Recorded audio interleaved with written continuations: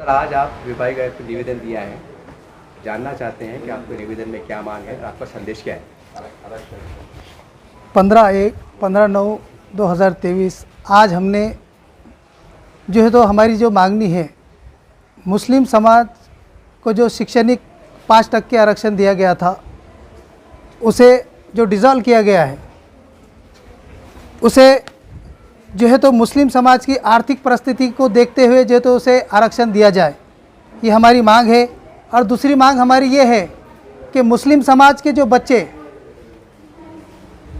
जिलों से और तालुके से, गांव देहात से जो शिक्षण लेने के लिए शहर में आते हैं, तो इनको जैसे दीगर समाज को सारथी ऐसे जो है तो हॉस्टल बनाकर दिए गए हैं जिसकी फ़ीस गवर्नमेंट अदा करती है, तो हमारी मांग है कि मुस्लिम समाज, अल्पसंख्यक समाज के जो बच्चे जो तालीम लेते हैं उनके लिए जो है तो ये सरकार ने जो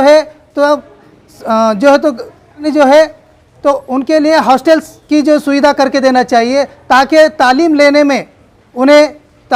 में जो है तो उन्हें आसानी हो और उनकी जो खर्चे हैं वो इसके ज़रिए से कम हो। हमारी ये मांग है। दूसरी मांग हमारी ये है कि मौलाना आज़ाद आर्थिक महाविकास मंडल जो शैक्षणिक लोन देते हैं उसके अंदर जो अटी है कि 7/12 होना चाहिए, PR कार्ड होना चाहिए और जो है तो IT रिटर्न होना चाहिए। अगर एक सामान्य गरीब व्यक्ति के पास में ये सारे चीज़ें होती तो वो ये बेचकर जो है तो शिक्षण लेता। अगर उसके पास ये चीज़ें नहीं है तो वो कहाँ से प्रोवाइड करेगा? तो हमारी प्रशासन से ये मांग है कि तमाम ये जो अटी शर्तें हैं, ये शिक्षण लेने के लिए ये जो है तो ये अटी हटा देना चाहिए। हमारी ये प्रमुख मांग है।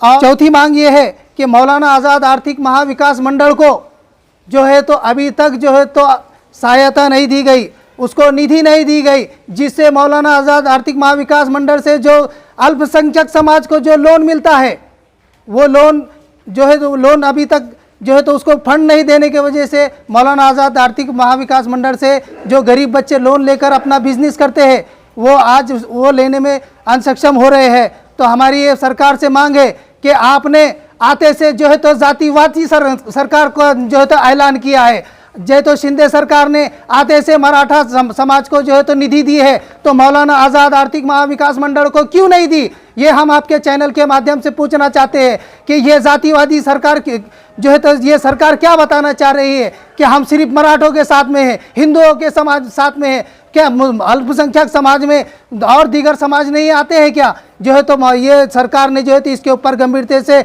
जो है तो सोचना चाहिए और मौलाना आज़ाद आर्थिक महाविकास मंडल को जो है तो निधि देना चाहिए और इससे जो है तो अल्पसंख्यक समाज कहीं ना कहीं ऊपर जाएगा। हम इसी तरीके से मांग करते हैं। अगर ये सरकार को रास्ते पर आकर जो है तो तोड़ फोड़ करने की अगर भाषा समझती है तो मैं नज़ीरुद्दीन फारूकी आज आप मीडिया के माध्यम से बताना चाह रहा हूं कि अगर सरकार सीधे रास्ते से अगर नहीं मानेगी तो हम रास्ते पर उतरेंगे और प्रशासन का नुकसान करेंगे।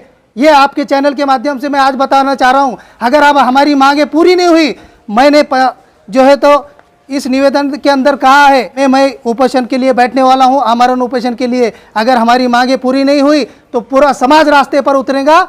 ये आपके चैनल के माध्यम से आज मैं कहना चाहता हूं। सर, इससे पहले हाई कोर्ट ने जो है तो 5% आरक्षण दी थी, क्या इस विषय पे भी अधिकारी साहब से आपकी चर्चा हुई?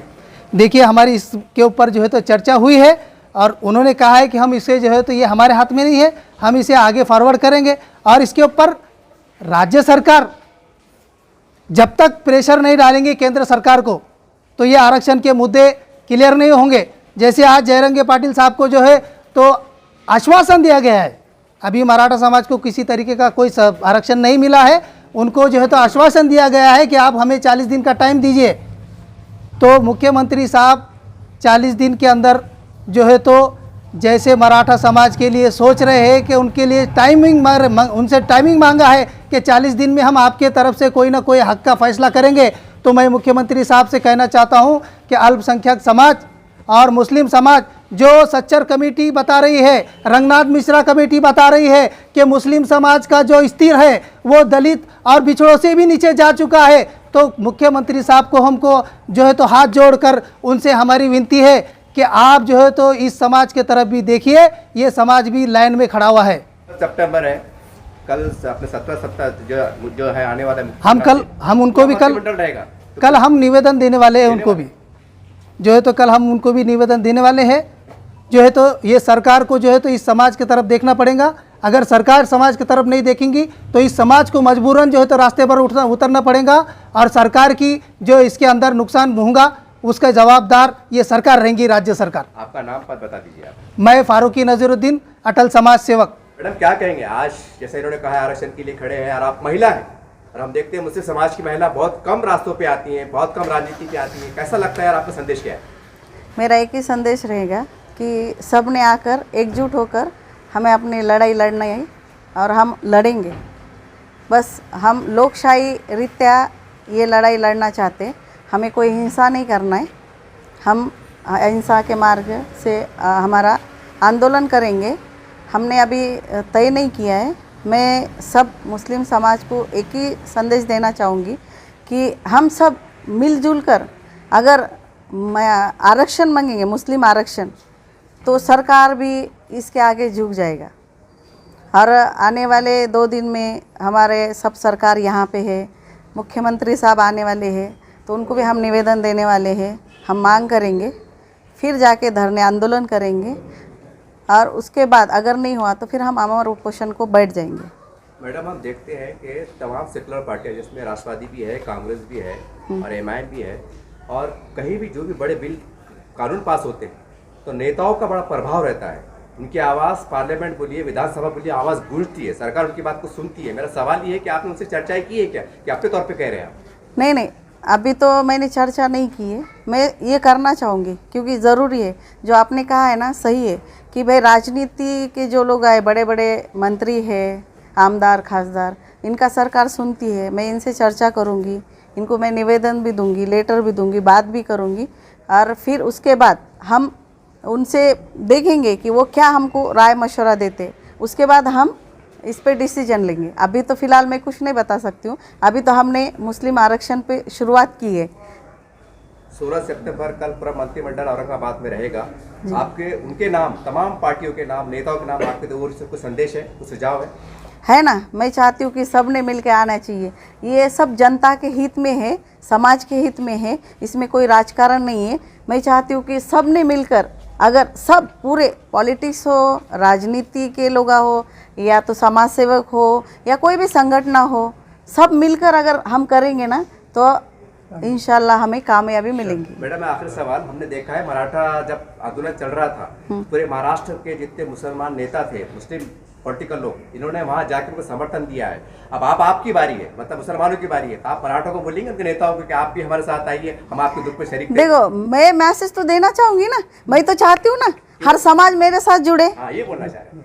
मैं चाहती हूँ ना कि मेरे साथ हर समाज का, चाहे सोशल वर्कर हो, पॉलिटिशियन हो, या कोई भी हो, वो मेरे साथ जुड़े। वो मेरे लिए बहुत बड़ी बात है। मेरे लिए बहुत, मराठा समाज से मैं ये अपेक्षा करूंगी कि उन्होंने भी हमारे साथ जुड़े। जैसा हमारे बहुत सारे लोग हैं, मुस्लिम संगठन, मुस्लिम लोग, यहाँ तक कि सब आम जनता, मुस्लिम मराठा, जब मराठा आरक्षण के लिए हमारे मनोज जरंगे पाटिल बैठे थे तो सारे मुस्लिम समाज ने उनको पार्टिंबा दिया। मैं भी चाहती हूँ कि मुझे भी पार्टिंबा दो। हमारे जितने भी मुस्लिम मराठा, SC NT OBC सब लोगों का मैं समर्थन चाहती हूँ, पार्टिंबा चाहती हूँ। आपका नाम, आपका पद बोल दीजिए। मैं शकीला पठान, एक सोशल वर्कर हूँ।